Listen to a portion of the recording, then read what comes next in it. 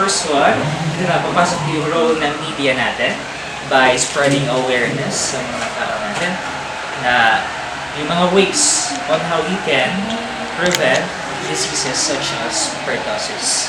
And also we are